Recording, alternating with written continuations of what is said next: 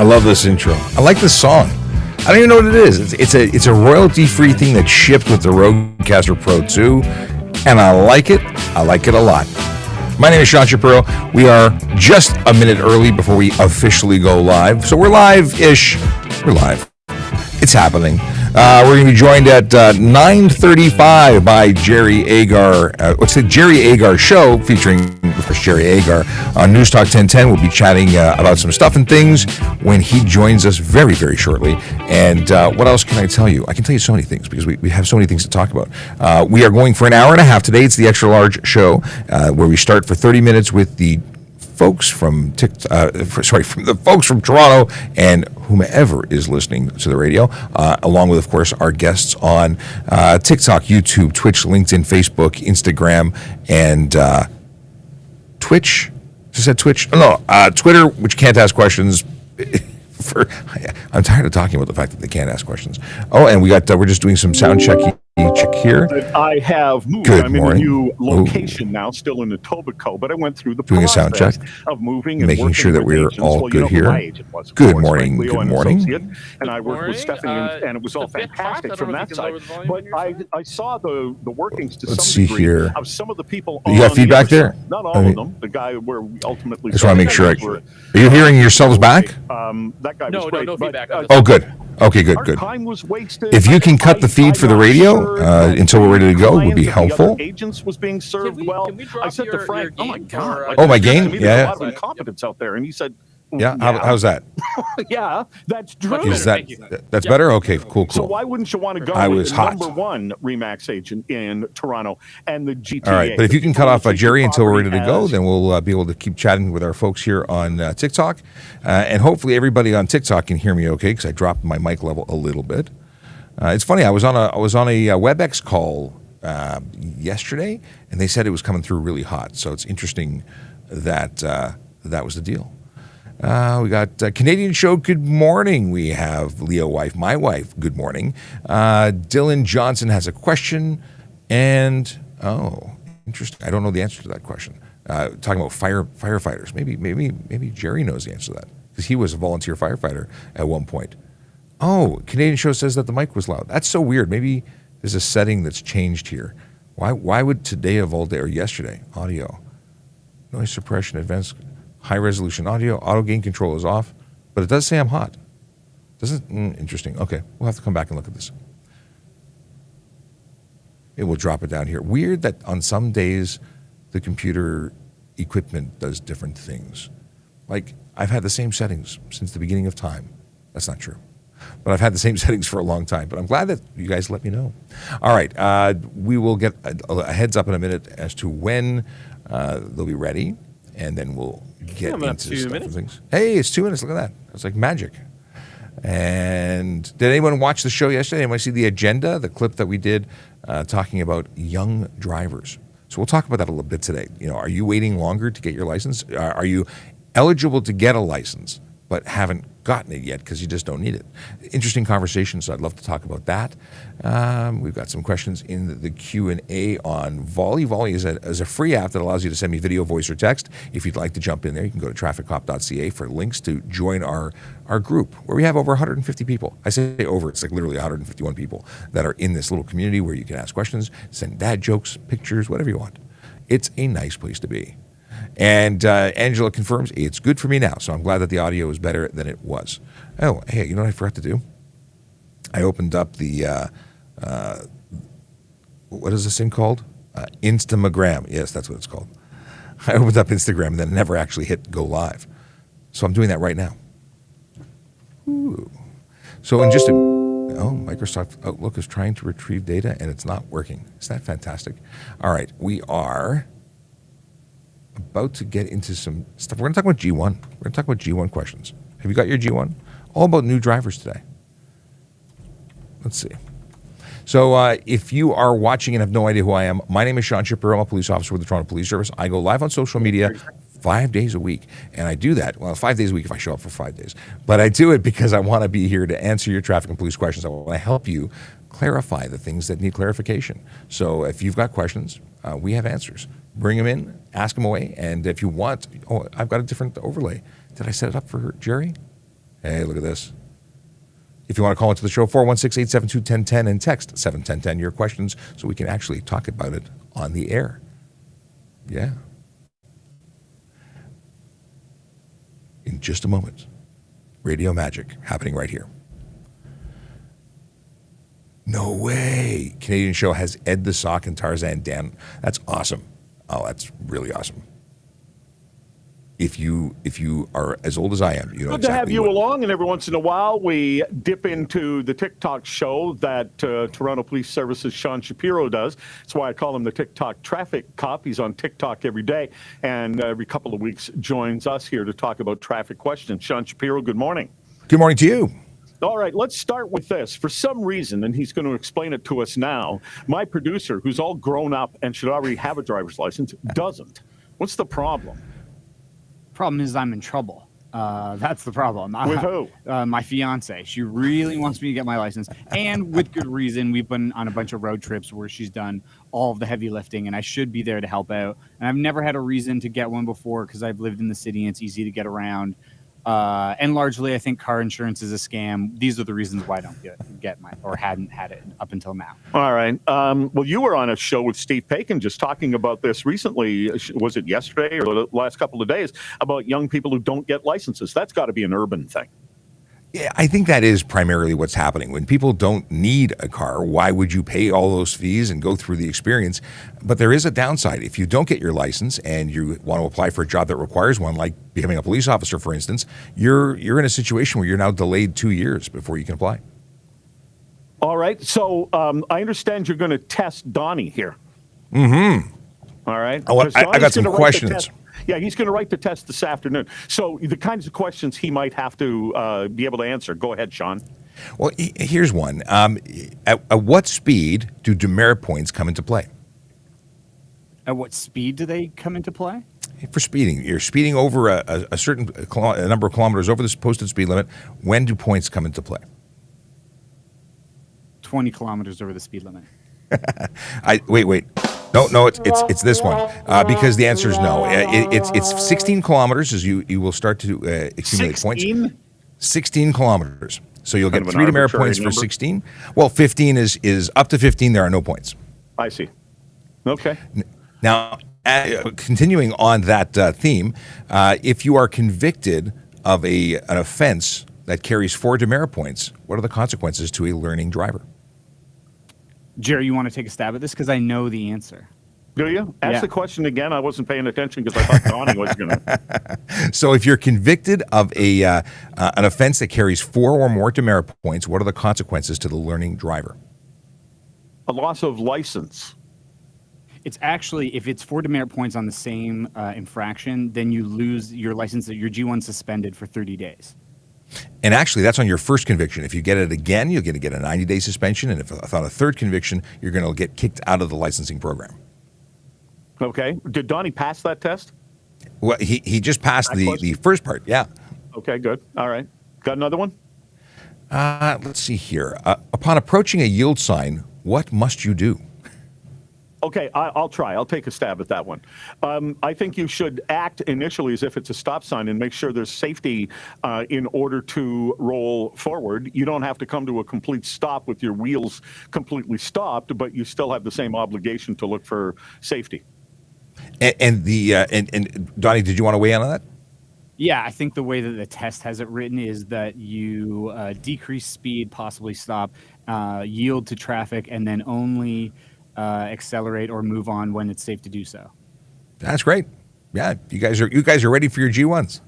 All right then. That's a good thing since I've had a driver's license since I was 16 years old. So have I. Yes. It's definitely a different priority now for some anyway.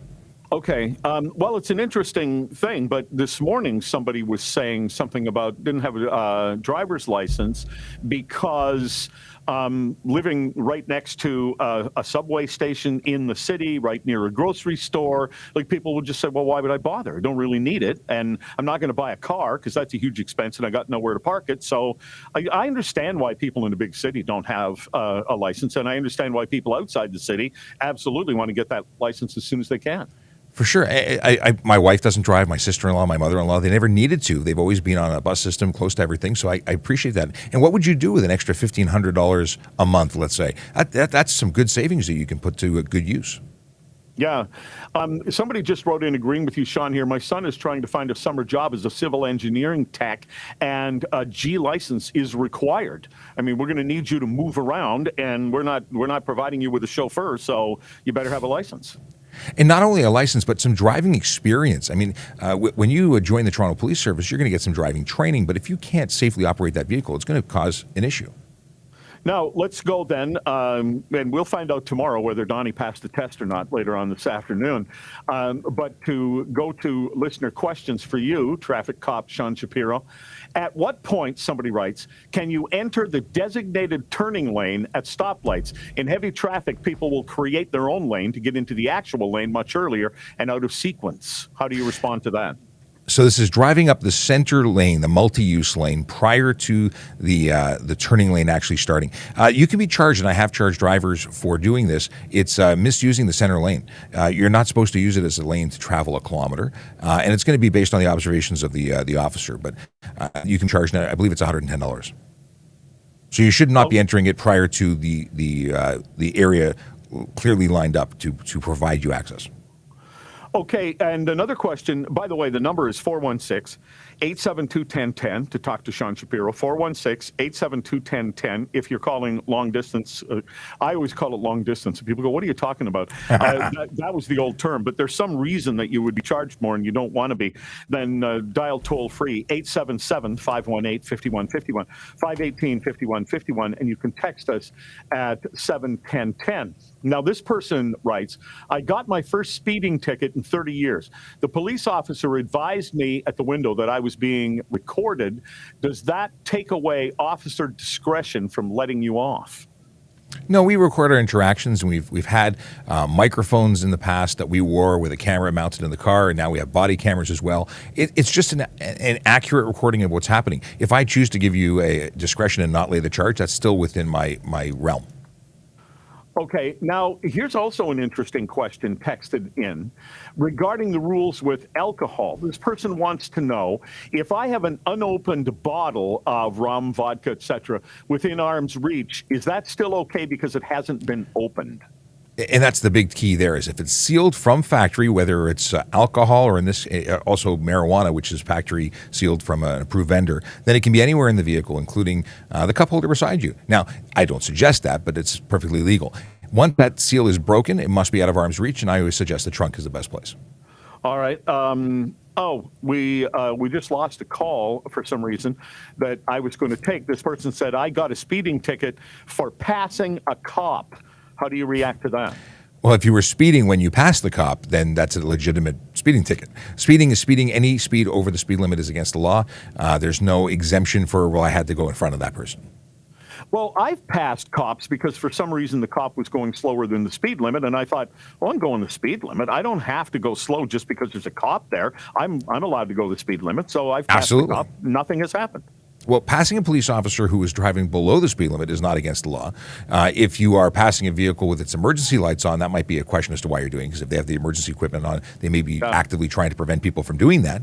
But yeah, there's no law against passing a police officer if they're traveling under the speed limit. Now, again, it's a big hint to us that if we're traveling the speed limit and you pass us, you are speeding.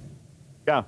Oh, if you go screaming past us with the lights on and I go, my car can do better than that, I don't think that's probably not a good idea. Well, see, we are allowed to speed, and people get upset when we exceed the speed limit and they aren't allowed to. So very often, and even when we're going to calls, people will tuck in behind us and follow us, and that's an incredibly dangerous maneuver. And I've had some police officers write to me recently complaining that that's happening on our roads.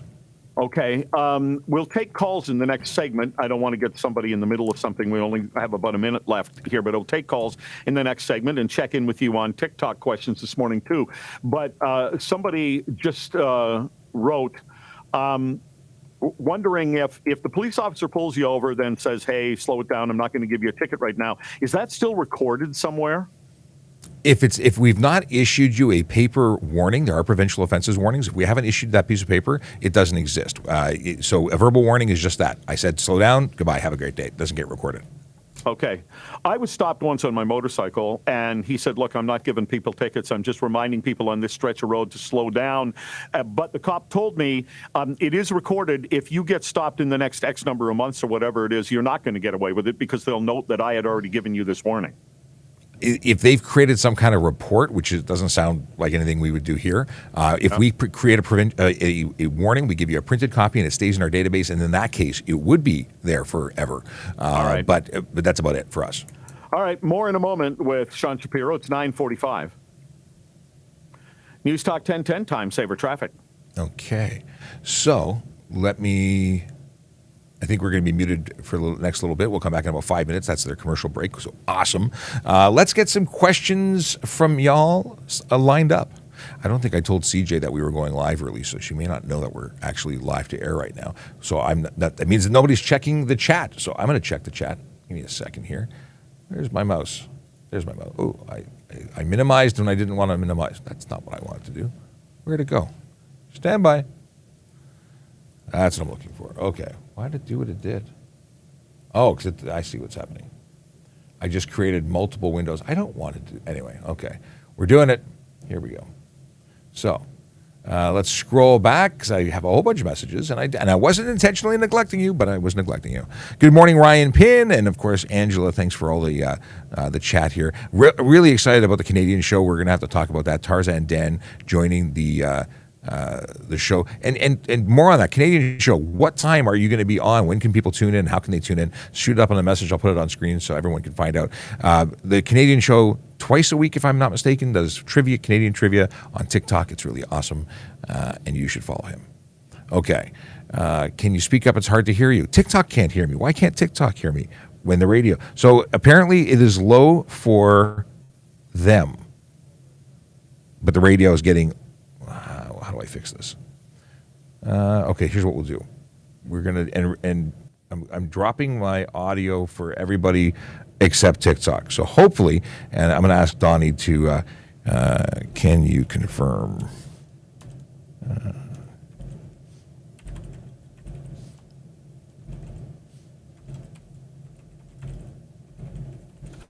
Okay, I've asked them to just double check to save my. Sounds good. Okay, because I jiggled some stuff around. Okay, cool. Thank you. Let's see here. Nicholas says, can you speak up? It's hard to hear what you're saying. So my apologies to anyone watching on TikTok. I had to lower it for the radio, but I think I've got it balanced out, and I believe it's being confirmed. So hopefully that is still happening. If you can't hear me, if you're still having problems, please let me know. And of course, after 10 o'clock, we'll be able to adjust things to your liking, because we're all about making it good for you. Now, what do we got? Do you guys talk about exercising your right in parts of the charter rights? Depends on what you're talking about. Oh, it's basically muted for the people on TikTok. My bad. Yeah, we dropped our levels down from what we normally had because it was too loud on the radio. Weird. I wonder why that was. We'll have to figure that out on another time. But it should be good now. Hopefully people can now hear me. Okay. Can U-Hauls over 9 feet be allowed in the fast lane? Oh, okay. We can talk about that. U-Haul. And then, all right. Oh, Hermes was answering the questions. Okay, cool. If you're going to ask questions, if you could do me a favor specifically for the folks watching on TikTok, please put a Q in front of it. Then I know it's not dialogue amongst yourselves. So please let us all in to the whole what you're asking, so we can easily flag your question as a question. Now, if you are watching and you want to call into the radio station, it's on screen, but I'll say it anyway, 416-872-1010 or 71010 to send texts. You can ask questions by way of radio magic, where Jerry will get your question and they might use it. Otherwise, we're also going to take questions here, but I'm scanning to bring them into the deal. Let's see here. Can a school bus driver park a school bus on side street? That's an Aaron question, but I believe he can. I believe he can park anywhere. What's that? Coming up 60 seconds. Also, 60 seconds. Jerry's going to ask you about if provincial entities ban TikTok. Okay, we can talk what about we're that. gonna do. Okay, sounds good. They're going to ask about TikTok. Okay. Mom never got a license. She only got government. She never drove again. Oh, interesting. Okay. Oh, well, okay. So Law Thrasher, or Lou Thrasher, not Lou Thrasher, says, my mom got her license only so she had government ID. She never drove again. So that, you didn't need to do that because there's something called an age of majority card. You could have gotten that in the past, and there's other ID cards that you can get in lieu of a license. If you never plan on driving, you don't need a driver's license. There's no reason to have it. There's other ID that you can get. Passports are also really good.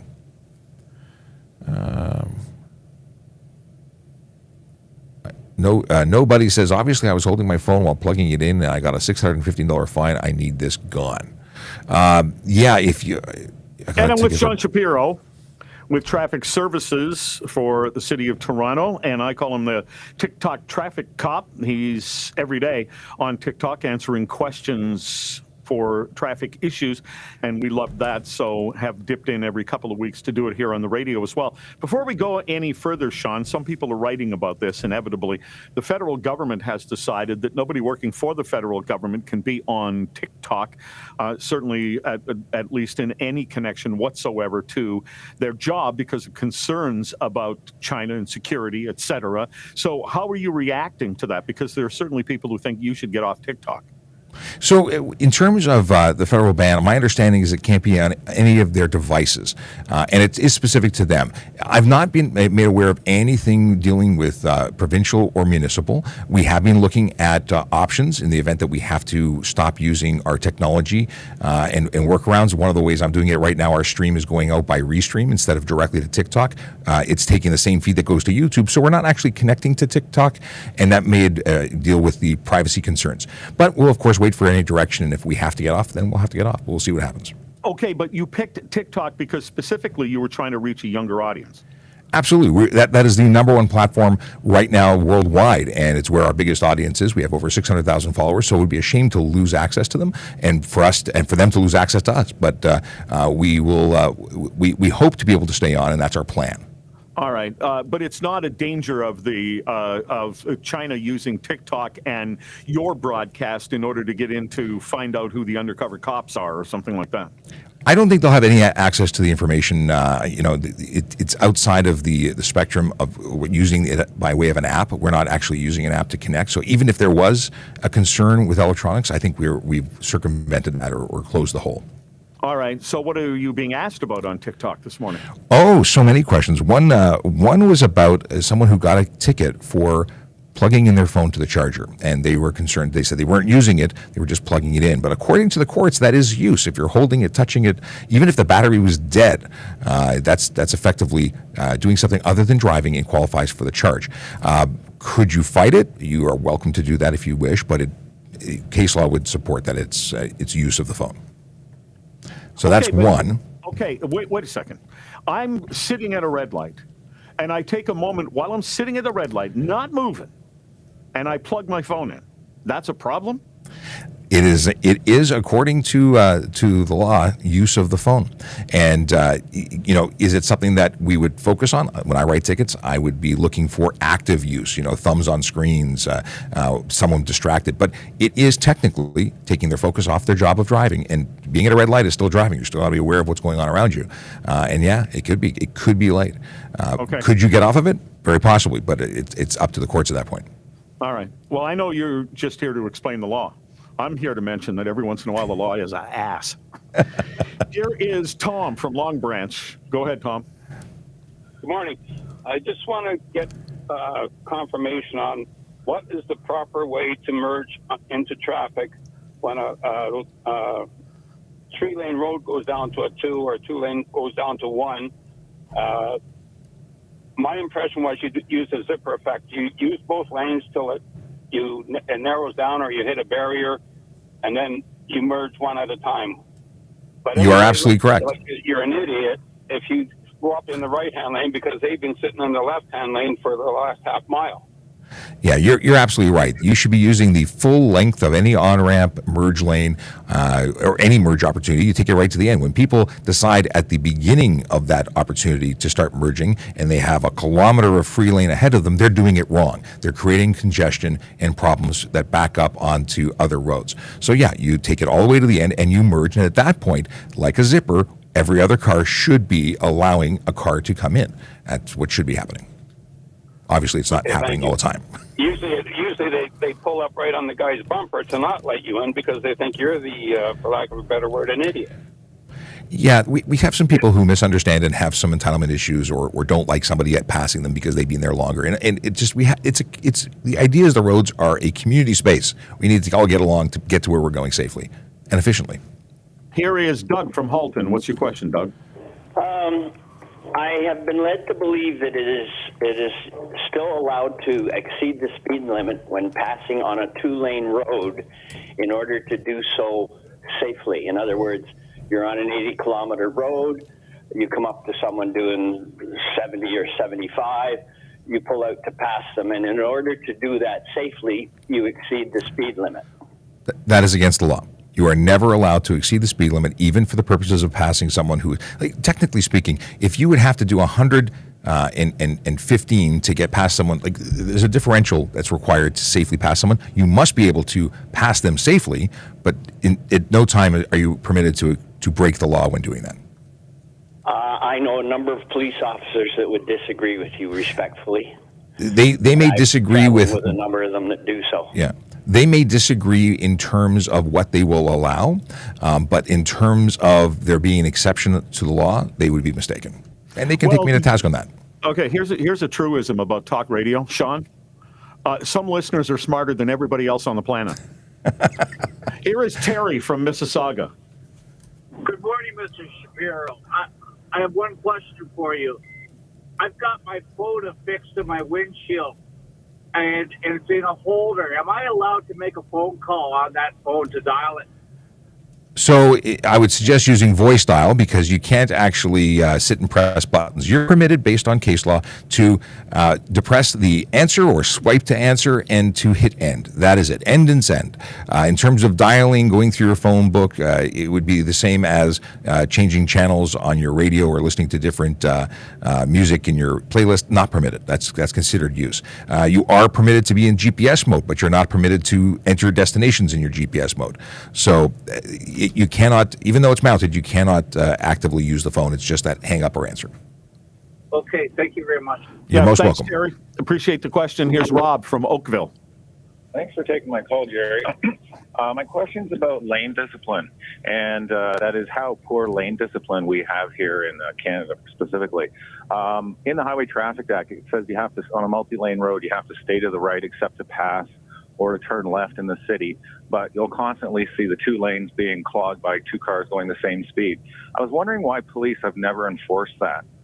Well, generally speaking, we have such volume that there's nowhere to go. There would be no way to leave 1 lane free. It's really not an issue in most cases. People are if you're traveling at the speed limit, and everyone's traveling at the speed limit, then there's no reason to stay right on a surface road. On the highways, we do suggest that you stay to the right unless you're actively passing, not because we want to make room for the person who's breaking the law, but because there are people like police, fire, and ambulance who can exceed the speed limit, and that way should be left open for them. But it's not something that is the primary issue we have. If we spent time dealing with the really minor issues, we wouldn't have time to deal with the big stuff, like the big 4: speeding, aggressive driving, distracted driving, and impaired driving. And that's what we focus on. Okay. No, it's just I have one last thing if I could add, Jerry. It is actually a fail, an automatic fail on the G road test. So it is something that's strictly enforced by the examiners. And I would say that it creates a lot of road rage. People have to go around the guy going slow. So I think it should be enforced. But I appreciate your answer. All right. I'm running out of time here. I just wanted to pass one more thing to you, Sean. Somebody just wrote in and said, I drove a semi-truck. When I get to the end of the merge lane, that left turn signal isn't a request. It's a warning. Well, that's not actually acceptable. You can't just drive into people. But you know what? Don't be fighting the semis. It's not going to work for you. But I always appreciate talking to you, Sean. Thanks very much. Always a pleasure. Take care, Jerry. Yeah. Coming up, how many students are in danger of not being able to go to school? Okay, and we will say goodbye to our friends from News Talk, and let me just set up some stuff here. If everything is good for TikTok audio and everything is good for our friends on YouTube, I haven't done a sound check recently. How are we doing? Sounding good? Because I won't change a thing if everybody's happy with the audio. But if there are issues, now is the time before we start getting into the swing of things. I really appreciate that last caller or that last text that said it's a warning. Trucks can't just drive into you, but at the same time, people need to be respectful of the fact that that they have to go somewhere, and they're big, and you don't want to get in that argument. It is a losing argument, but that doesn't mean they wouldn't be responsible. If they changed lanes into you and they caused a collision, then it's going to be on them. They're going to get charged. The level of bravado by some people, whatever. Now, what I was going to say in follow-up, but we ran out of time, is that concept of someone driving slow and not being to the right. If you're driving the speed limit, then I really don't have too much of an issue. Interesting. I don't have much of an issue. And if you are, as long as you're not driving unnecessarily slow, and that's where I would lay a charge. I don't personally have an issue with people who drive the speed limit anywhere, because the speed limit is the maximum you're legally allowed to go. And absolutely. We've got Joshua, who loves the show, and can we give a shout out? Absolutely, we just did. But Leo, thank you for sharing, because we love to hear the feedback. And Manny, thanks for the confirmation, and everybody for the confirmation, and Q, and everybody who's saying, oh, here's my alert saying, Ask a Traffic Op supposed to start today. So thank you to everybody who is jumping in to give me the feedback on sound being good. Let's see here. Let me scroll back. You know what I got to do? I got to do this. I have to address Vision Zero Enforcement Team, which I never do when we start the show with Jerry, because, well, I got to talk to Jerry. But let me close this window. Let's start with the fact that today we have Vision Zero Enforcement Officers, VZED. We have them every day. And today they are in 22 Division and 33 Division. And those divisions service neighborhoods like Etobicoke West Mall, Queensway, Parkwoods, Donalda, Bayview Village, York Mills, real neighborhoods with real people that deserve to be safe and deserve to have people drive safely in and around them, because they live, work, and play there. And that's when they deserve to be safe, which is when everyone deserves to be safe, all the time. And when the decisions of few put the risks of many into a problem situation, well, we have to address the problem. We have to go out and do some enforcement. And the truth is, there are always going to be people, we don't want it to be, but there are always people who seem to think that they're more important than others and drive in such a way that we see an increase in problems. And the problems are when people speed, drive aggressively, drive distracted, and drive impaired. They're putting lives at risk. It's not just a nice to have thing that you drive properly. We know statistically that those lead to serious injury and death most often on our roads. It's unacceptable. We can change that, because we want to reduce the number of serious injuries and deaths to zero. That's the whole Vision Zero concept, right? We want to make it safer for people, especially those people who are walking around, riding around, rolling around on rollerblades or any kind of wheel device. We want to make sure that they get home to safe and sound to their friends and family every day. That's not a sometime optional thing. And I don't really understand the rationale behind someone who says, I'm late for work, so I'm going to go fast, or I like to go fast because I like the way it feels, so I'm going to go fast. Those are not acceptable excuses. In fact, there are no excuses. Okay, I'm off the soapbox now. Last night, I got a picture sent to me by a colleague. I posted it up on Instagram and on Traffic Services, and it's a semi. It's an 18-wheeler without 18 wheels, because there's no trailer, just the tractor portion. They got done for stunt driving. And I look forward to all the conversation that comes with it, because I think that many people will question, how did that happen? And I've talked about it on the show before, and and I see one of the comments right now. It says, why stunt driving? Why not an improper turn? Well, the deal was they weren't speeding. What they did was they were at the intersection. They were at a red light. The light went green, and they hit that gas, and they jumped the gun into the intersection, and they prevented the oncoming traffic waiting at that red light to go. That is a jackrabbit start. That is a stunt driving offense. And they lost their wheels for 14 days and their license for 30, which I imagine for a professional trucker, that's a significant impact. Never mind the $2 to $10,000 fine, the 1 to 3 year following a conviction, 1 to 3 year suspension of their license. Like, it is serious. You need to follow the rules. And the stunt driving, which I can read, the full description of all the different things, but we know that it is doing. Hey, JD. Hey, it's JD. Who is not CJ, but we have CJ's leaving, and JD's here, so there's initials change. Anyway, I digress.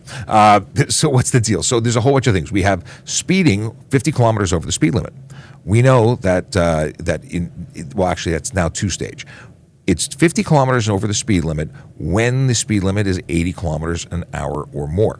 It is 40 kilometers over the speed limit if the speed limit is under 80 kilometers an hour. So if it's a 60 and you're doing 40 over, you're stunt driving. It is 150 anywhere. So even on stretches of the highway that have a speed limit of 110 kilometers an hour, if you do 150, you are not 50 over, but you are stunt driving. Then you have, what else do you have? You have intentional loss of traction, drifting, donuts, that's stunt driving. And this applies whether you're on private property or the road. What else? Driving with someone in the trunk, because that's something, well, I don't even know. How many times does someone have to get caught driving with people in the trunk before they make a law and include that in stunt driving? What else? Not driving whilst not behind the wheel or behind the driver's seat. That's another one. There's more stuff. There may be one that I'm leaving out, but I can't think of it right now. I'll have to review it with it actually on paper. That's all from memory. So if I left something out, oh well. But it is interesting. So what other replies do we have here? Interesting. A number of people have said this seems like it's punitive. Yeah, stunt driving is stunt driving. It's not supposed to be. You had an oopsie do. It's a significant charge for a significant event. Let's see here. Close that window because we've talked about what we need to talk about. My name is Sean Shapiro. We haven't talked about that recently. And, of course, this is Ask a Traffic Cop, that show that generally goes from 10 to 11 Monday to Friday. Today we started at 9:30, a little bit early. Why? Because we joined Jerry Agar on News Talk 1010 to talk about stuff and things with his audience. But we are back, and now it is all about you. Yes, it is. We are also we are simulcasting, and you may have guessed based on the icons on your screen that we are currently on TikTok, YouTube, Twitch, LinkedIn, Facebook, Instagram, Twitter, and Volley. Now, Volley it's misrepresented because we're not actually on Volley on a live stream, but Volley allows you to ask me or to send me video, voice, and text questions, video, voice, and text. And usually we have a lot going on there. Interesting. I got to read this. Michael's asking about random audio noises. We'll have to go back and look at that. So we're talking about Q&A. So we've got a couple of Michael questions. The Chase one is from yesterday, so I don't have a good example. But if you send me an audio question, I can play it on the air. We also have some people coming in from Instagram. What's going on? Can you pass on the left if Can you pass on left if it's paved? On the left? You mean the right? I don't know where you are. Because if you're passing on the left, you're passing on the oncoming traffic. So we'll come back to you. If you still got that question, maybe you can rephrase it so it applies to Ontario. We are in Ontario, Canada, Toronto specifically, and most of the perspectives that I take are based on the Highway Traffic Act of Ontario. So if you're coming in from somewhere else, it may not apply to you. So please let us know where you're from, and if it's for somewhere outside of where we are. Manny says, love your show, very informative. Thank you very much, Manny. I much appreciate the appreciation. Richard, good morning to you. Ryan Pinn says, in Nova Scotia, FYI, I'm in Nova Scotia. Driving in the left lane on a road test unnecessarily will be 10 points wrong here. Really? So is that based on if there is nobody on the road, just you want to camp in the left lane, you'll get a 10-point deduction? Interesting. I was going to say also that I think some of our driving instructors focus on things that are less important and not enough on things that are important. For instance, I've been told that they will fail you if you don't exceed the speed limit when entering the highway. Exceed the speed limit, because there's a belief that driving at the flow of traffic is a permission to exceed the speed limit. It's not. So I think it's interesting they would deduct lane, points for being in the wrong lane, but not deduct points for, and then equally deduct points for not speeding. So anyway, I will not rant right now. What is this? Okay, let's see what this is going on. This is a question that JD has put in. It's a user. It'd be awesome is the username. If TPS enforced e-bikes on sidewalks being almost run over 8 to 10 times this past week. Wow. I actually witnessed a food delivery person who drove on the sidewalk yesterday, and I was on my own vehicle on the way home, so I wasn't in a position to enforce it. And it's not one of those things that you can call 911 or a non-emergency line, because by the time you get to someone, that person is well beyond. But if I was on the road, I'd be enforcing that absolutely. They are prohibited from sidewalks. All cyclists are prohibited from sidewalks in Toronto, and it depends on the jurisdiction. In Toronto, e-bikes are absolutely prohibited. In other jurisdictions, they may be permitted. I don't know. Let's see here. I wish OPP did more enforcement on Highway 11 near Kappas Casing. The things drivers get away with is insane. I'm not familiar with the area, but I like the name Kappas Casing. I think it's fun to say. But I'd like to see more enforcement everywhere. I think that we have drivers with some very bad habits, and I think that the education outreach that we do, talking to people this way in the news and media, I don't think it's changing the behavior significantly enough. And the next step is education through enforcement, which is what our Vision Zero enforcement team does, and they're good at it. But I think that that's the right way to really change things. And people say, well, you're just a tax man at that point. You're just taking money from the hardworking people who live and work here. And the truth is, it's you're volunteering your money when you choose to break the law. We're just filling out the form for you. But it's your action, your choice, your decision to do what you did and got caught doing that determines whether or not you pay. And that's it. If you don't want to pay, don't do the thing that has a consequence. Like, just drive safely.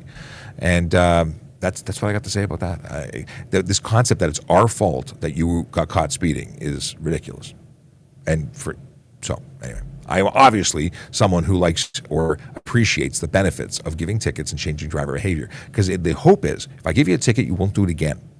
Have I stopped the same person more than once? Yes. Is that ridiculous? Absolutely. You'd think they would have learned last time, but they don't. Some don't. Some do. I was one that did. I got a couple of tickets when I was a kid, and I've not gotten tickets since. And people say, well, that's because you're a cop. No, I wasn't a cop.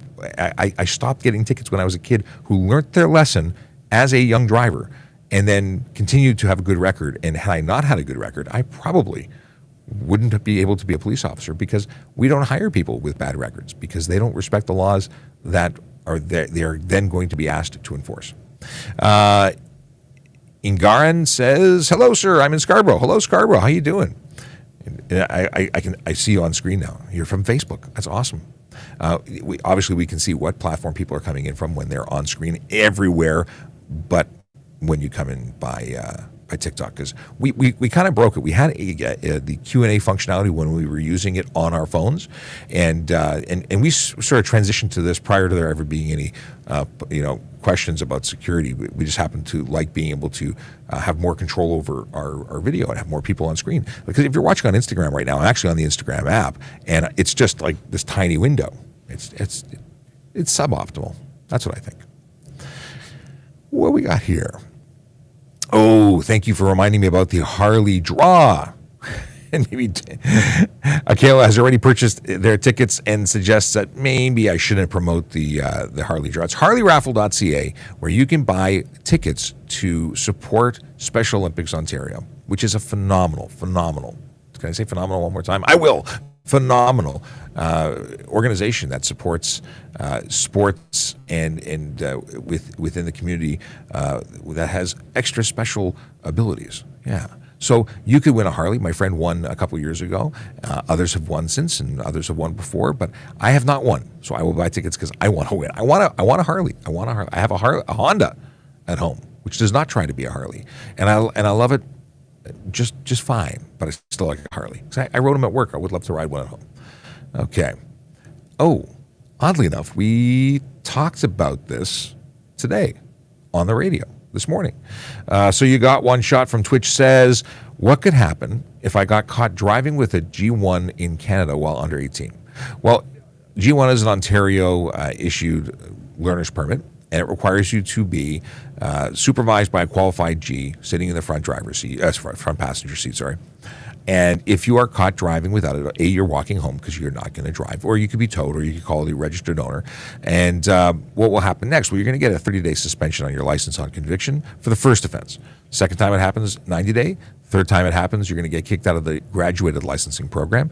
But wait, there's more, because assuming you don't own that, well, actually, even if you do own that vehicle, if you own that vehicle, or if you are lent that vehicle, the person who had carriage of that vehicle, who owned it, or in that case could be you, could also be charged for permitting an unlicensed or a driver in contravention of their condition to operate the vehicle. Now, I say could. I think I could charge you as the owner as well as the driver if you owned it, but it's unlikely that you own the vehicle.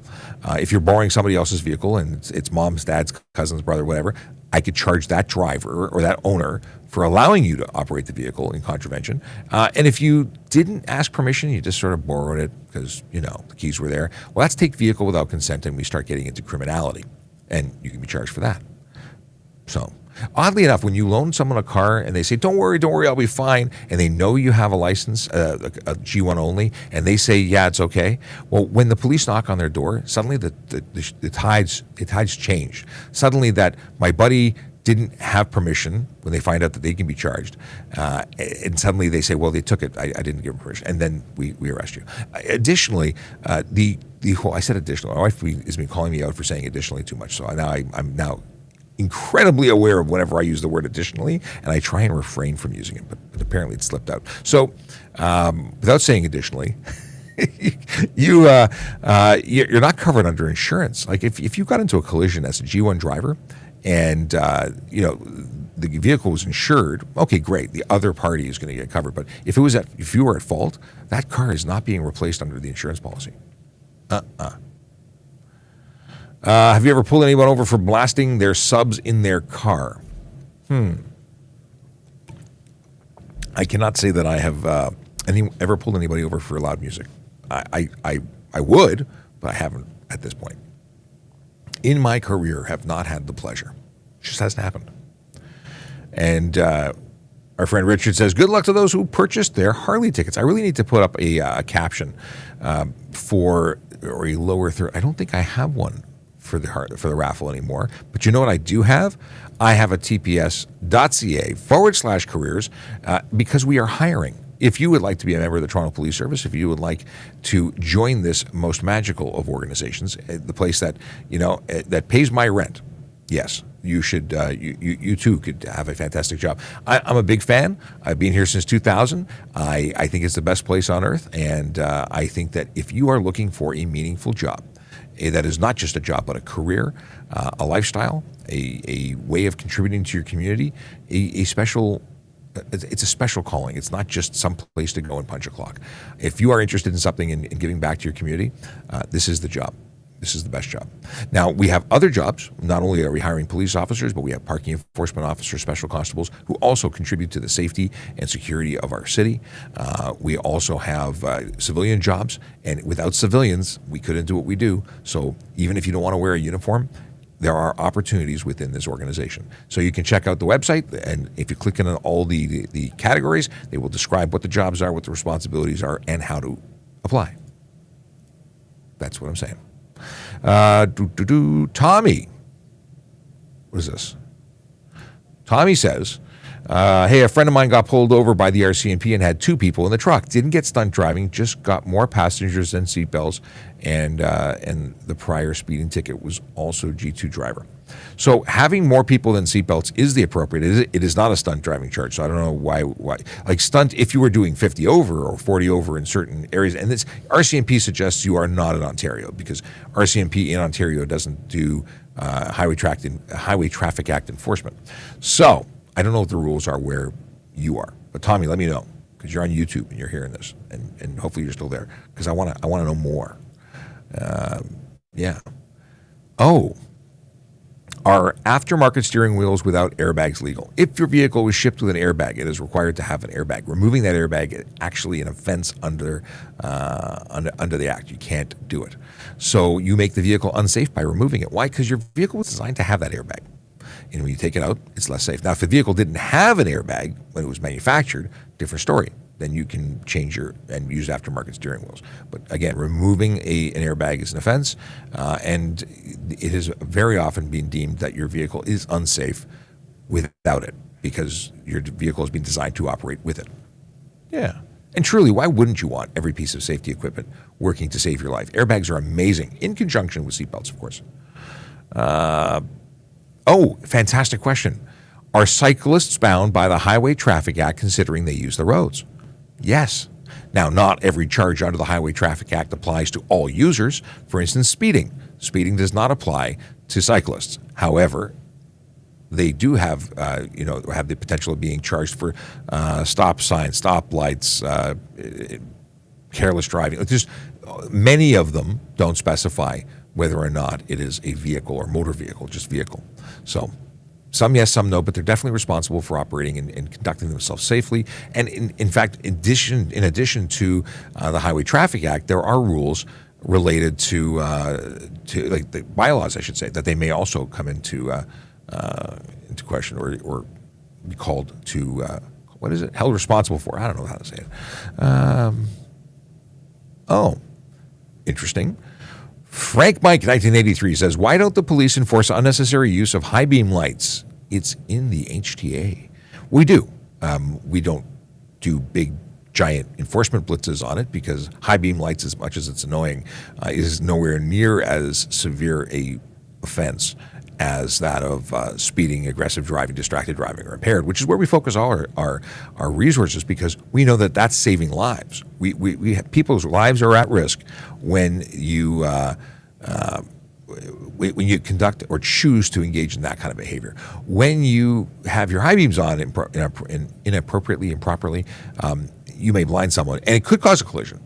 But it is a much lower threshold. We still do enforce it. I've written that charge a number of times. I say a number of times. I don't actually know how many, but I know I've written that offense or a ticket for that offense. But I appreciate your input. I will say this. Many legal lights are bloody bright. And I mean that in that these new LED, they're legal. They're passing the requirements, but they are so bright compared to incandescent bulbs. And or even what are those xenon? Like, though people used to complain about xenon bulbs, but when we were used to the barely on incandescents, and now we are so used to the brighter bulbs that are no longer considered bright that we're annoyed by the LED bulbs. But anyway, I could just go on and on about bulbs, bulbs. Here is a good question. Not sure you can answer this, but does York Regional Police use white lights to pull someone over? Every police vehicle I've ever seen in York Region has red and blue. So they should not, to my knowledge, be using white light solely. We do have wig-wag lights where our headlights flash left and right. Those may be used in conjunction with red and blue, but the province has gone to red and blue. If you have a question about York, I would suggest reaching out to York. They're fantastic. They answer the phone. They say hello. Seriously, though, talk to them. It would be a good question because if someone's trying to pull you over with white lights, I would be suspicious of that unless I knew for certain. So check with them. I can tell you that Toronto Police, we have some red-only beacons that are in some of the older cars that were like unmarked, and that was just to get people's attention. But ultimately, we have lights that are blue and red and pretty much everything. I say pretty much everything because maybe there's a car that's just red, but I doubt it. Dominic asks, what is the number one thing that Americans get pulled over for in Canada? I don't know how to answer this question. I would assume the answer is for breaking the rules. I don't have a stat for you, my friend. Drivers are drivers. We pull people over who break the law. I would say that I have no idea. That's the answer. No idea. It's a good question, though. Is there something that Americans are doing differently? No, I don't think so. You know what? Something that I've heard about, and I had to go deep into the recesses. If they were driving and confusing kilometers for miles per hour, speeding, like if it's 60 and they're doing 60 miles an hour, it's 100 kilometers an hour. I could see speeding being one of them, but that's a speculation. That's not an actually knowing thing and utilizing some stories from 100 years ago. Modern cars don't care about that. You hit a button, it's in kilometers. And here's a question from NHL 14 Freak. Can any police agency pull over anyone outside of their zone? So you mean jurisdiction? So I'm sworn for the province of Ontario, and I could stop someone in the province of Ontario because I have police powers throughout the province. I'm probably not going to pull someone over for a minor traffic offense while, driving outside of my general area or a few over, because it becomes unreasonable. Where if I write you a ticket from my scout car, my computer, it's going to send you to a Toronto courthouse. If I'm in Milton, is it reasonable to send you back? If I'm in Durham, is it reasonable to send you back? So I might phone a friend and give them evidence that they can write the ticket, and I'll become a witness on their charge. It depends. Do we have authority? Absolutely. But is it common practice? We don't do speed traps, in areas that are not our own. We're not doing enforcement activities. Speed trap doesn't sound friendly, but enforcement activities is much better. What do we have here? Okay. If you lose your license and you're going to get a new one, but you get pulled over, what happens? So, if you are actually on your way, and that's the story, can an officer give you a break? Physically having a license is a requirement under law. You have to surrender your license, ownership, and insurance upon demand for reasonable inspection of a police officer. So if I pull you over, you've got to provide it. It's a legal requirement. If you say, officer, I'm actually that building over there, that's where I'm going, is it reasonable? You're still guilty, but it's reasonable, and you might get a break. You might get a written warning. You might not. It really depends. If you got a ticket, it wouldn't be improper to give you a ticket for it because you did what they're alleging you did. Do you need to read individuals their charter rights every time you pull someone over? No, I don't. I don't read charter rights when I'm doing a traffic stop. I would approach the vehicle and explain to them that I am conducting a traffic stop. And then I'd make a demand. I'd tell them, of course, why I stopped them. And we'd have them gone in a little while. If it was something that they were being detained for a longer period, then reading them their rights to counsel would take place. Randy. How's it going, Randy? Randy says there was a post on Automotive Feed that up to 40% of new vehicles had their headlamps not aimed properly from the plant and or not addressed at the dealer. Newer lamps are more pure white light. 560. Very interesting. I've not seen that, but I wouldn't doubt it because I cannot tell you how often driving in rural areas at night that I am absolutely blinded by the light. Blinded by the light. Yeah.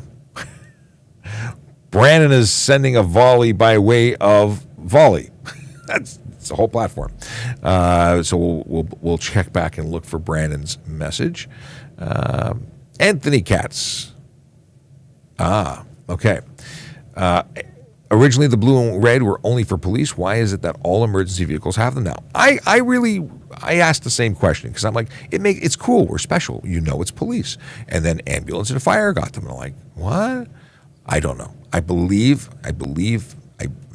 think I remember a conversation suggesting that the blue and red combination was more visible, and that all emergency vehicles would be going to them. So it is the modification of the HTA governs all emergency vehicles as opposed to just police versus fire. But I liked being cool and being the only ones. I thought it was neat. I would have totally voted to be special, but it's not actually, So Paul wants to know, why is Vision Zero only GTA and not province-wide? Thought it would be provincial. Vision Zero is actually just a concept. It is a concept that cities around the world are employing. It is a belief that serious injury, that collisions, minor ones, are under. Is it acceptable? Unavoidable. Minor ones, but the ones that lead to serious injury and death are unacceptable and totally preventable. So we need to both change behavior through education and enforcement, but also change road design to protect vulnerable road users and really utilize the engineering that only engineers can engineer to create intersections that are safer, to create ways of protecting vulnerable road users, and that's really what it's all about. Everyone sort of takes it on their in their own way. It's not a governed, from my understanding, list of things thou shalt do, but it's an approach and a desire to make the roads safer, and that's it. But if which version of Blinded by the Light, Manfred Van or Bruce Springsteen? Now I gotta go and check it out. I can't differentiate right now because it just popped into my head. Okay, so that's the Vision Zero thing. If you want more information on Vision Zero, you can go to the Toronto website, and it's lots there. Boy, what is going on here? Michael says, why are you ignoring my messages? I'm not. I'm multitasking. And of course, multitasking isn't a thing. It is not capable. We are not, as humans, capable of actually multitasking. We are switching between tasks. So when I'm reading, I can't really be, doing other things. Like right now, I'm totally distracted by trying to read Michael's messages. So he says, greetings. This was a message from 20 minutes ago. He had his stream on 10:10. Let's see here. Now he switched back. Truck is a full-size truck, not semi. Sorry, the truck is a full-size truck, not semi. The trailer is semi because it sits over the frame of a highway tractor. Oh, Michael drives truck, by the way, so now we're getting our terminology corrected. Without a trailer, it's called a bobtail, because old highway tractors bobbed a lot without the weight of a trailer. Cool. I did some minor digging before sending the tweet to get definitions. I thought I was being accurate when I said semi-tractor, but I stand corrected.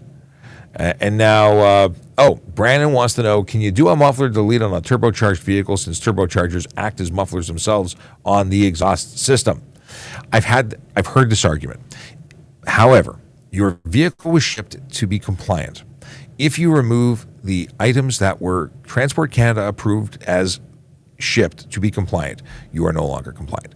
I have heard the argument of having turbos, and there are vehicles like it's the little itty bitty Fiat that has a turbo, and it is such a small displacement that turbo, it passes the emissions or the standards with just the turbo. In that situation, you're okay. I think it has resonators too, I think.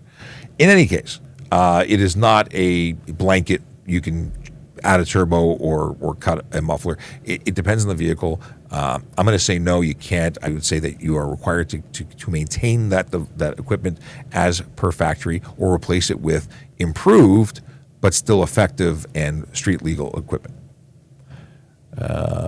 Brandon goes on to say, if I purchased a used vehicle off a private sale and I put insurance and slap a set of plates under my name on the car, is it legally allowed to be driven back home? Brandon, fantastic question. The deal is that if the plates are registered to you, not associated with a specific vehicle. So you sold your vehicle, you took them off, they're still valid, they're in play, they are renewed on the system, then you have 6 days that you could use those to get them home. You could put those plates on for 6 days. I still suggest making transfers at the ministry, not doing that sort of, not utilizing this way. I don't think it's the best way to do it for a number of reasons, because the vehicle could not be, legal for sale. It could be a stolen vehicle. It could be a VIN hacked vehicle. You don't know anything about that vehicle, and when you're buying it, you're relying on sales, and there could be problems. I mean, listen, you could be problems after you renew it, but you stand in a better position, both as a seller to ensure that it's taken out of your name, because we hear about people who buy cars and then drive them while it's still under the original owner or previous owner's name. It's a problem. So I have issues with it, but it is legal to do within that short period of time. But if the plates are attached to another vehicle, you are not allowed to do this. It has to be unattached. Legal for use, but unattached. What else do we have here?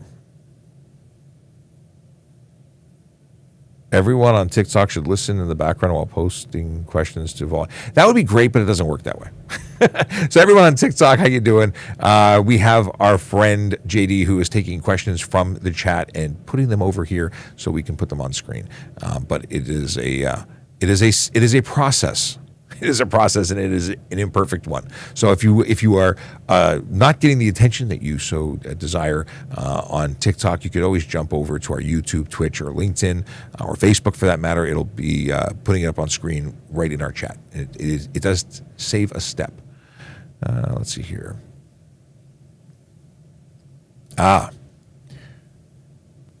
When you're off duty, how do you cope with people stunt driving around you on the highway? I call it in. I take a great description. I have a fantastic dash cam. Well, right now I had a fantastic one that failed, and far too long ago I said I was going to install the new one that I bought, and I still haven't done it. I sort of been telling myself the story that it's too cold outside and I don't want to get the adhesive to not. I don't know. I have a story. It's an excuse. I need to put the new dash cam in. Anyway, I generally keep the video and then and call the local police and hopefully get them caught, because I am a great witness, even if I can't stop them myself. But it drives me bananas, truly. Is it true that you have up to 24 hours to provide your license if you did not have it when you were pulled over? It is something that a police service or officer may choose to extend to you, but it is not something that we do here. It is not something that is commonly done anymore anywhere that I'm aware of.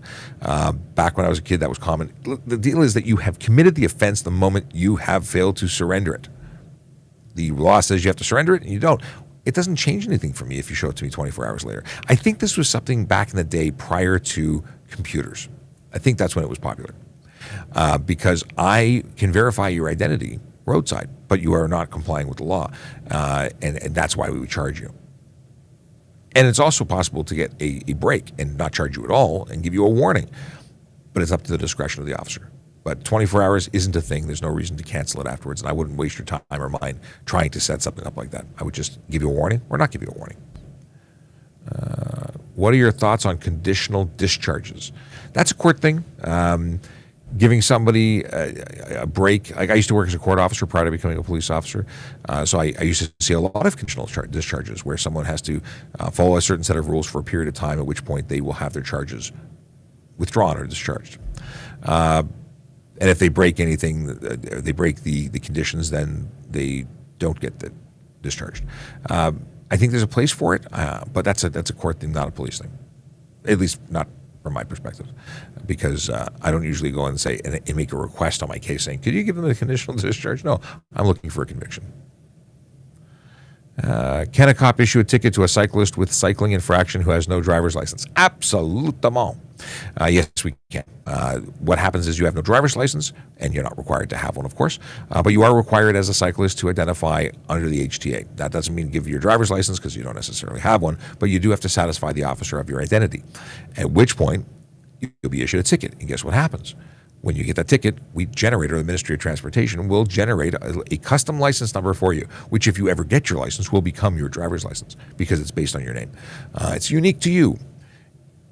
What happens? You get the ticket and you're responsible for paying it. And if you don't, they can prevent you from becoming a licensed driver later. I don't know if there's anything else they would do. Also a fantastic question. Vexed Tracy, how does this work? Vexed? I guess you changed your name to include Vexed. Anyway, I digress. What if I'm driving my parents' car? Does my name need to be on the insurance? Now, legally, from a police perspective, it doesn't matter to us. If the vehicle is insured and you are driving it and you have a valid license, you are authorized or you can drive. If the insurance company says that children or family or people who reside in the same address must be on the insurance policy, well, that's a discussion between the insurance company and the registered owner or the client for the insurance, because they could choose to deny a claim if you're the one driving the car. That's entirely possible.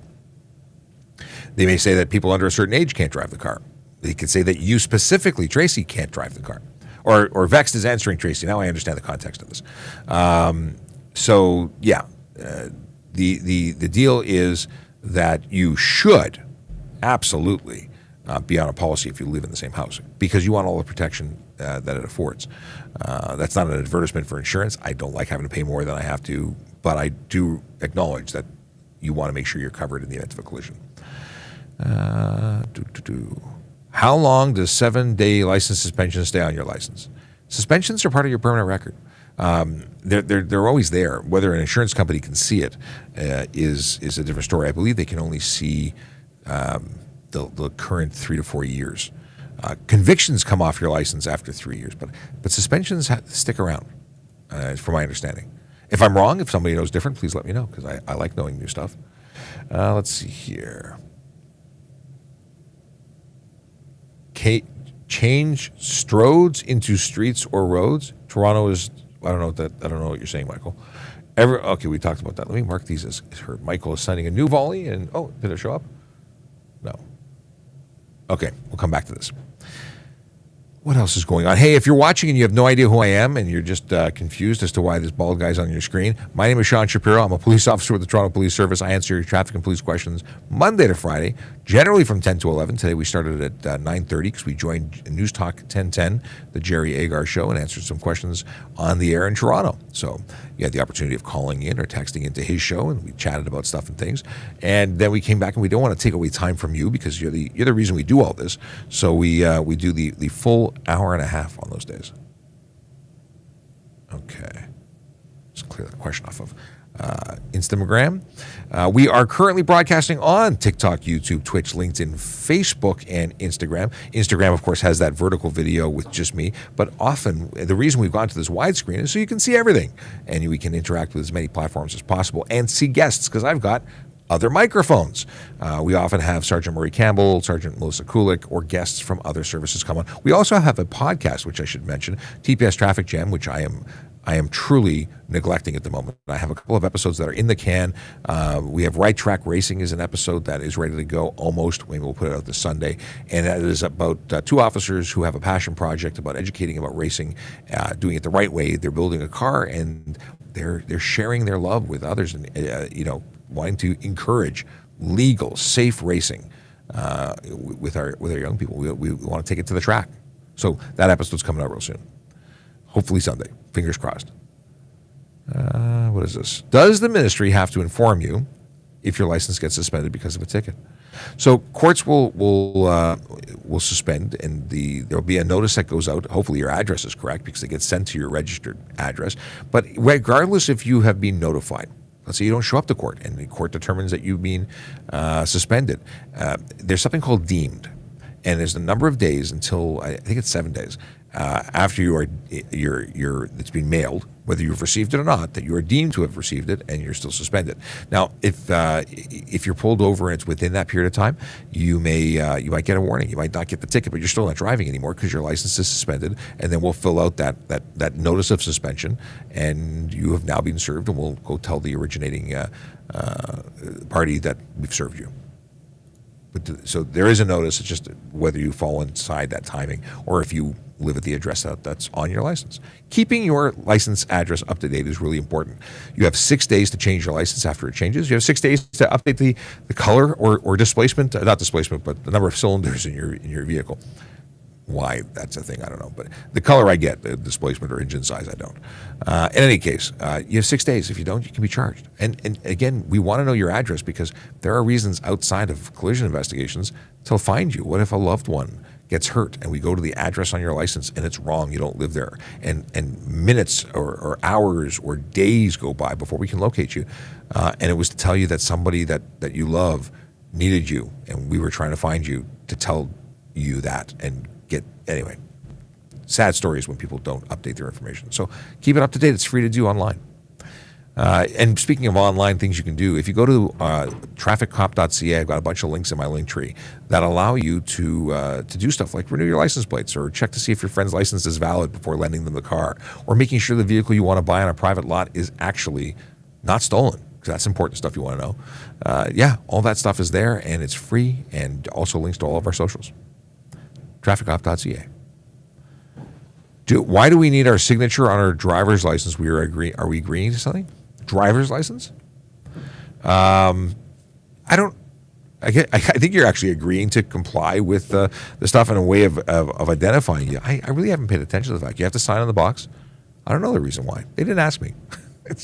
But you are agreeing to abide by the rules. Is it a contract? I don't know. We're getting into the nuances of what ifs and maybes. I honestly don't know. But I think when you say, am I agreeing to something? When you get a license, you are agreeing to follow all the rules. And it is something that that if you don't follow the rules, because there's a privilege, not a right, we'll take away that right. Or that privilege. Yeah, just did it. We'll call, it's not a right, it's a privilege. So we don't take away that right, we take away the privilege because it's not a right. Okay, circular talk. Let's move on. I've seen cyclists blow reds in front of police and nothing is done. Not every officer is available and able to respond. If I am on my way to a fraud investigation, a domestic abuse, anything call, a collision, I'm assigned to a call. That red light means I'm not responding to the call that I'm going to. I'm going to now pull off and deal with that, which could lead into a criminal investigation, and an arrest could be hours, and now I'm delaying my response to the call that I was originally dispatched to. Is it annoying? Yes. Would I like to give tickets to every violator I come across? Yes, yes, and yes. I can't. We have to prioritize certain calls over others. And that's also assuming that the officer even saw the red light violator. Just because the car is there doesn't mean the officer was looking at the window at that moment, observing that offense taking place. I can tell you that when I stop cars doing enforcement, I'll put my head down, I'll be writing out my notes, I look up, and I see part of what I know is not a collision, but an offense. But I didn't see the whole offense.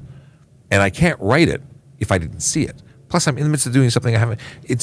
You can only do what you can do, and you have to have some order in your workflow to be efficient. Because otherwise, it's just mayhem. I could, if I could just computer age. We have to write things one at a time. But back in the day of paper, I could effectively write tickets and write all my evidence differently, and I could just stand there and just continuously write tickets. It was amazing. You could really.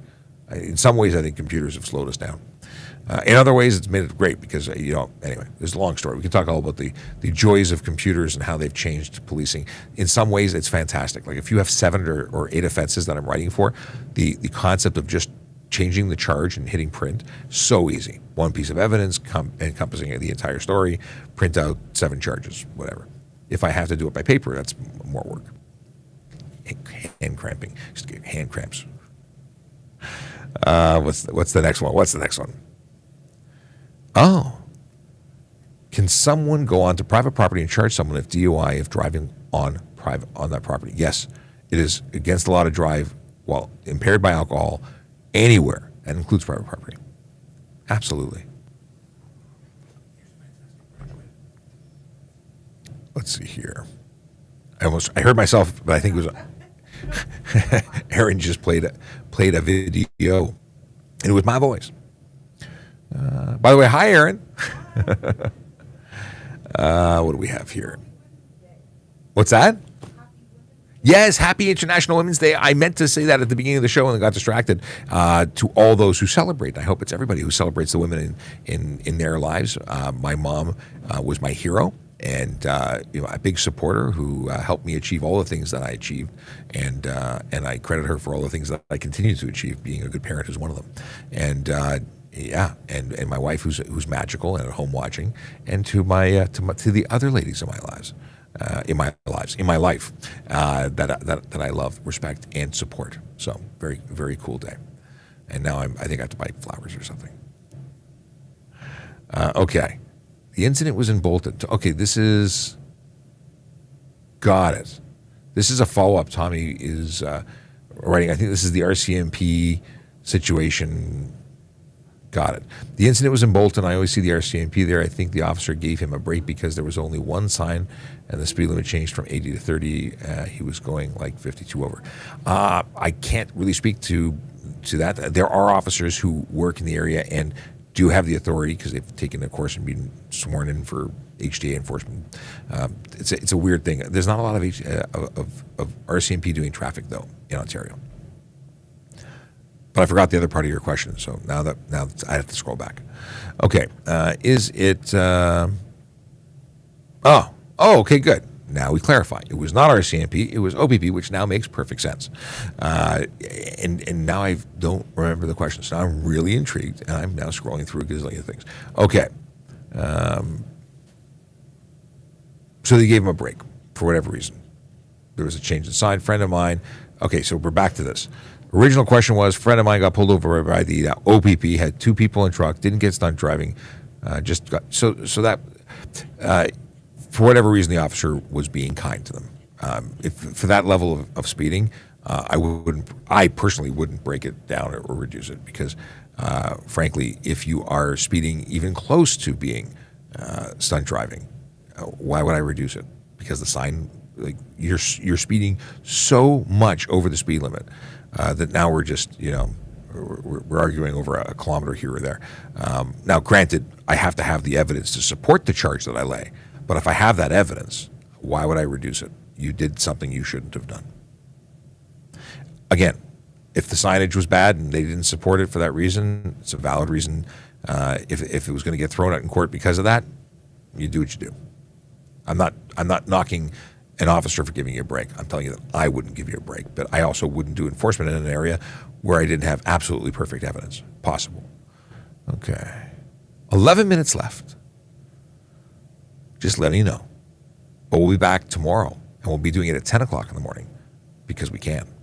It's like we've done weird starts for 2 days now. So weird. We got dad jokes. And I keep waiting. Whenever I say Sergeant Campbell's not coming, he just shows up, so I can't see him. Okay. Let's see what this is. We got. Is it illegal to turn off the ignition at a red light? Are you like really trying to save gas? It's not illegal. I can't think of any law that it would violate. So I'm going to say it's not illegal. And if I'm wrong, someone can call me out for it. But I'm not aware of any law that prevents it. Not only that, most vehicles have systems that actually shut off the engine. Mind you, it's still the ignition's on and it's ready to go. Yeah, it's interesting. I don't think there's anything. But why? Were you charged for turning off your ignition? Like getting out of your car and leaving your vehicle on a red light might be an issue because that's a parking issue. Interfering with traffic. I don't know. What else? Tell me more. I want to know more. What is the context of this question? Such an interesting question. We get really interesting questions here. Okay. Let's see here. What does it say? Yeah, new cars automatically cut off when you sit more than 2 seconds. Yeah, most new cars. I had that back in 2009. I had a mild hybrid. And now all the high-end cars, all the BMWs do it. I think you can disable it. I think it's annoying. Okay. If it is a HOV lane, let's see here. If it is an HOV lane, but also an exit way to another way, how long can I stay in that HOV lane? So I think you're talking about multi-use lanes in city streets, as opposed to an HOV lane on a 400 series highway, which is actually on the left. So it would make no sense that it's a way to another way. So if you are, excuse me, if you're like Dufferin, a good example. You are on Dufferin, it's a diamond lane, multi-use bus, multi-passenger, and so on. But you got to make a right turn. Obviously, you will have to enter that. And I don't know if it's written this way or if I've interpreted it this way, but the way that I do it is if you enter it and make the turn, you're okay. If you continue past the intersection to the next intersection, I will write you the ticket. That's how I roll. Can I support that anywhere? Not a fan. I'd have to look to get the wording, and it's city stuff. It's not an HOV standard, so I have to look and see how the city of Toronto does it. Yeah, that's how I would do it in terms of my decision as to whether or not to enforce or when to enforce. And I've written a good number of those. I've seen some people do some really silly things in that lane. Uber driver. We talked about this a couple days ago. Why do Uber drivers take children without child seats? Who's responsible for the driver or the parent? The driver. It's illegal. They cannot do it. There's no exemption for an Uber driver to take children without a child seat. If that child, toddler, infant, they require a booster or a proper child restraint, it is absolutely on the driver who can be charged for each person. So you had 3 kids, they were supposed to be in 3 seats, I charged you 3 times because apparently you didn't understand. There is no exemption for their vehicles. However, in taxi cabs and in buses, there is an exemption. So if you have a child that requires a child seat, you can't use Uber. I've done and said it. And, oh, cool. We got it. Because not only did it was asked, oh, it showed up twice. So who catches the ticket? It's going to be the driver. Yeah, driver. Okay. Milos. Is it Milos or Milos? And the question or statement is, are speed limits a suggestion or the law? They're the law. Speed limits are regulated and enforceable, and they fall under the Highway Traffic Act, which is a provincial act and a law. They're not criminal, but they are offenses nonetheless. Let's have a look here. I was not sending a new volley until just now. I will sign off. Have a great day. That's from Michael. What is this? A Strode is a street road hybrid that does neither very well or extremely dangerous. What is this? I got to read up on it later. There's a YouTube link. If you happen to, Michael has got lots of stuff and sends so many fantastic things, and I need the time that I have not had available to go back and read. So I got to go and read your post. But he put up a YouTube video. It's available in the Q&A section of the Traffic Services Volley group. What is this? Interesting. All right. What else we got to talk about? It is 5 minutes to 11, and I have a meeting afterwards, so we can't go late. I like going late. I like talking. I don't know if you've noticed that, but I do it every day for at least an hour, so apparently I like it. Let's read the joke. Joke of the day. Scientists have weighed rainbows and found that they're pretty light. That's actually not bad. I'm going to keep this one around because it's a good one. I like it. I like it a lot. These are ones. I'm on a seafood diet. I see food and eat it. That's true. That is true. Okay, these are all. These are ones that Sergeant Campbell have already read, so I won't read them again. But you know what? There's a dad jokes folder on Volley. Let's see what we got there. Oh, I can't read Michael sent a bunch of them, and they are in YouTube format, which I cannot actually read. I already read this one, but I love it, so I'll say it again. My Uncle David lost his ID. Now he's just Dav. He's just Dav. 2 peanuts were walking down the street. One was assaulted. We've used that one. I gotta like mark this as red. Okay. What is this? This is a link. I just had a joke. Oh, I'm reading it like it's a joke. He says, I just had a joke, but as soon as I opened Volley, I forgot it, which is kind of funny in itself. Okay. Oh, I see here. How do we do this? This is not conversation. All right. No, this is conversation. Come on, I need another one.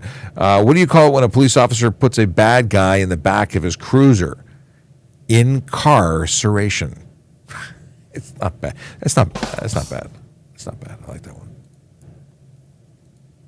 And by the way, we are coming back tomorrow at 10 a.m. If you haven't ever followed us, you should.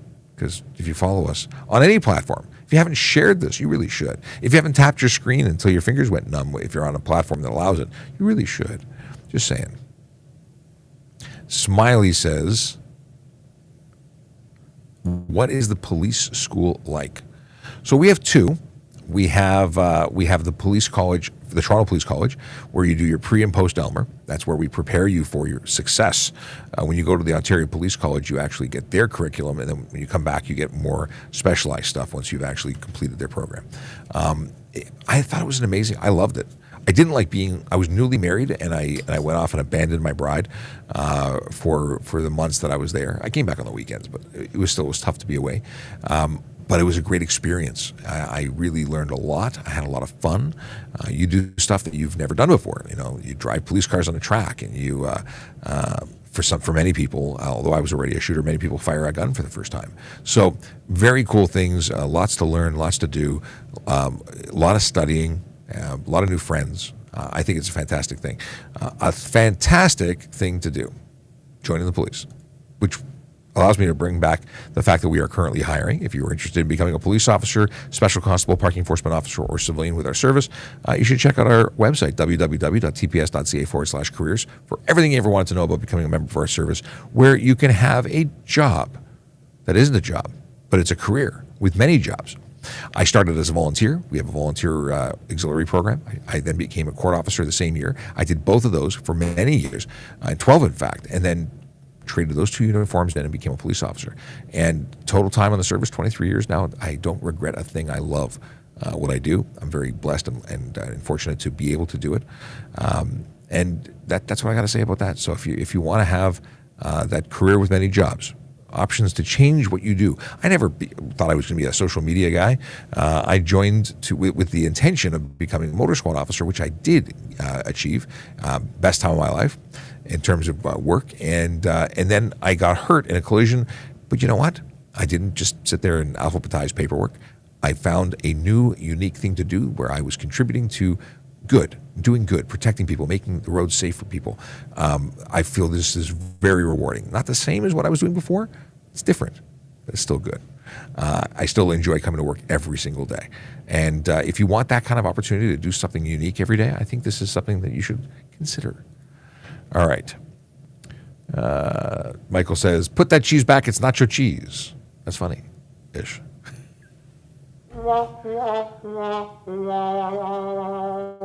Okay. Interesting. Michael says, they call them fingers, but I never see them thing. That's actually not that bad either. All right, folks, it is 11 o'clock, and with that, I will say goodbye for another day. If you're going to drive, I ask that you not drink. That whole idea of impaired operation, bad.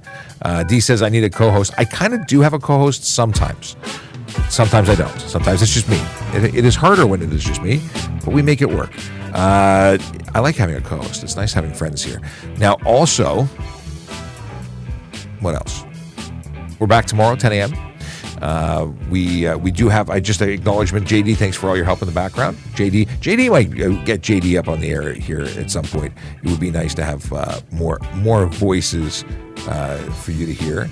And you know what? I'm always interested in having guests on our podcast. If you think you know somebody that would be a good guest, let me know. You know, people in traffic safety, traffic law, whatever.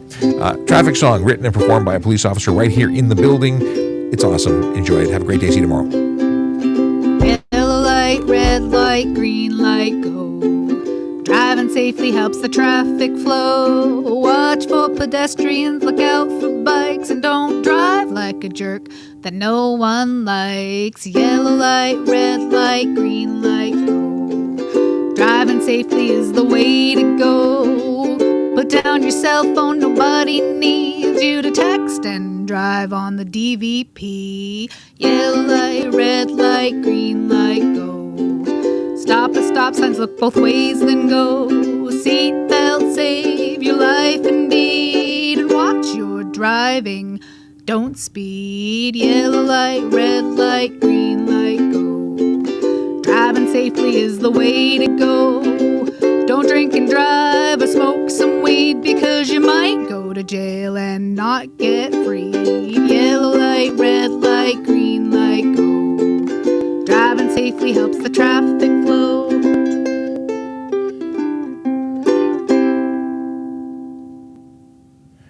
All right, really leaving now. We'll see you tomorrow. And Tracy said that I should sing that song and suggested I was a coward for not doing it. If that's what a coward is, then I'm not singing that song anytime soon. Maybe I'll practice and learn, and we'll get some ukulele lessons. We'll see. I'm not ready for that just yet. My wife says, have a safe day, everybody. And once again, happy International Women's Day for all who celebrate. And that should be everybody, because women are awesome. All right, have a wonderful day, and we'll see you tomorrow.